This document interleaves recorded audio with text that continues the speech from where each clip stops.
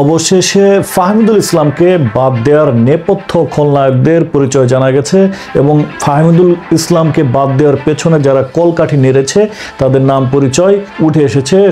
আজকে যুগান্তর, দৈনিক যুগান্তর পত্রিকায় একটা প্রতিবেদনে দেখা যায় যে গোলরক্ষক শ্রাবণের সাথে মূলত গ্যাঞ্জামের শুরু হয়, একটা উদ্ভূত পরিস্থিতি তৈরি হয়। কারণ ফাহমিদুল ইসলাম তিনি অসাধারণ খেলেছিলেন, প্র্যাকটিস সেশনে, প্র্যাকটিস ম্যাচে হ্যাট্রিক করেছিলেন এবং তার ড্রিবলিং স্কিলগুলো আমরা দেখেছি এক্সট্রা অর্ডিনারি। বাংলাদেশের কোনো স্ট্রাইকার এই মুহূর্তে ফাহমিদুল ইসলামের ধারে কাছেও নাই টু বি অনেস্ট। সেই প্লেয়ারকে এবং কোচ হ্যাভিয়ার ক্যাবরেরার পছন্দেরও ছিলেন তিনি। হ্যাভিয়ার ক্যাবরেরা তিনি নিজেও বলেছেন যে তাকে তিনি অনেক দিন আগে থেকেই চোখে চোখে রাখছিলেন, দেখছিলেন তার পারফরমেন্স। কিন্তু হঠাৎ কি হলো যে তাকে বাংলাদেশে না পাঠিয়ে, বাংলাদেশে না এনে, ভারতের বিপক্ষে না খেলানোর জন্য তাকে ইতালি পাঠানো হয়। এর পেছনে যে দুজন মানুষের নাম উঠে এসেছে তার মধ্যে একজন হচ্ছে গোলরক্ষক শ্রাবণ এবং আরেকজন হচ্ছে সোহেল, যিনি জাতীয় দলের হয়ে এ পর্যন্ত 60-এর অধিক ম্যাচ খেলে এখন পর্যন্ত কোনো গোলই করতে পারেননি, অ্যাসিস্ট মাত্র 1। এরকম একজন প্লেয়ার জাতীয় দলের সুযোগ পায়, অথচ ফাহমিদুল ইসলামের মতো স্ট্রাইকার সুযোগ পেল না।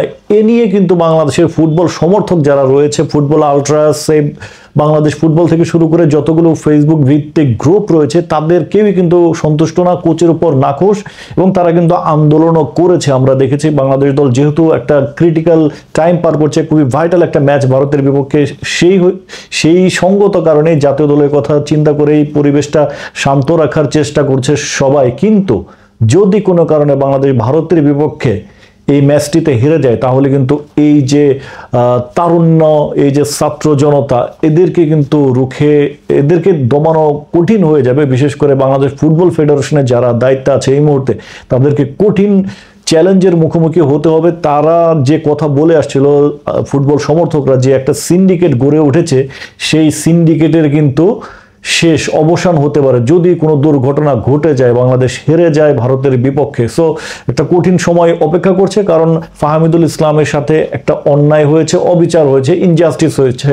সে যেহেতু বাংলাদেশে থাকে না, ইতালি থেকে এসেছিল, সুদূর ইতালি থেকে এসে এরকম ভাবে তাকে বাদ দেওয়া হয়েছে। এখন মূল কারণটা ব্যাখ্যা করব, সেটা হচ্ছে, যদিও বলা হচ্ছে, প্রথমে বলা হয়েছিল তার বয়স কোনো ফ্যাক্ট না, কারণ তারও অনেক কম বয়সে, 17 বছর বয়সে ডেবু হয়েছিল মোরসালিনের, এবং লামিন ইয়ামাল তিনি 17 বছর বয়সে বিশ্বজয় করেছেন। তো বয়সটা কোনো ফ্যাক্ট না, যেহেতু 18 বছর বয়স।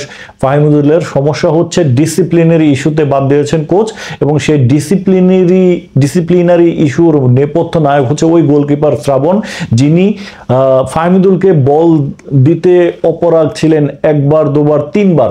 তো 3 বার হওয়ার কারণে ফাহমিদুল ইসলাম কমপ্লেন করেছিলেন কোচের কাছে। এই জিনিসটাকে ডিসিপ্লিনারি ইস্যুতে এনেছেন দলের যারা সিনিয়র ছিলেন এবং সিন্ডিকেটের সাথে যারা জড়িত, তারা এই বিষয়টাকে নোট করেন, কোচের কাছে অভিযোগ দেন, এবং সেই অভিযোগের প্রেক্ষিতে ফাহমিদুল ইসলামকে বাদ দেওয়া হয়েছে। তো দর্শক, আপনারা সবাই মোটামুটি অবগত বিষয়টা নিয়ে। তো এই যে পরিস্থিতি, এটা কি বাংলাদেশ ফুটবলের জন্য ভালো হলো? বাংলাদেশের মেইন সমস্যাই কিন্তু স্ট্রাইকার, গোল করার স্ট্রাইকার নাই বাংলাদেশে। গত 6-7 জামাল ভুঁইয়া আসার পর থেকে বাংলাদেশ কিন্তু ভালো ফুটবল খেলছে, আমাদের রক্ষণটাও ভালো, গোলকিপিংও ভালো, এবং সিন্ডিকেটের আরেক বলি জিকো, সেটা নিয়ে পরে কথা হবে।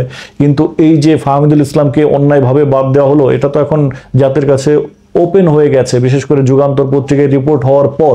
তো বিষয়টাকে আপনারা কিভাবে দেখছেন? এই সিন্ডিকেটের সাথে আসলে কারা জড়িত, এই তালিকাটা আমার মনে হয় আমাদের ফুটবল নিয়ে যারা কাজ করছে, তরুণ সমাজের সেভ বাংলাদেশ ফুটবল আলট্রাস, এই গ্রুপগুলোর অ্যাডমিন যারা আছেন তাদের মনে হয় উচিত হবে সিন্ডিকেটের একেবারে তালিকা প্রকাশ করা, এবং এরপর তাদের কর্মসূচি দিলে মনে হয় বাংলাদেশের ফুটবলকে ওই রাহুগ্রাস থেকে মুক্ত করা যাবে। তো দর্শক, আপনার কি মনে হয়, ফাহমিদুল ইসলামকে বাদ দেওয়াটা কি যৌক্তিক ছিল না অযৌক্তিক? অবশ্যই কমেন্ট বক্সে জানাবেন।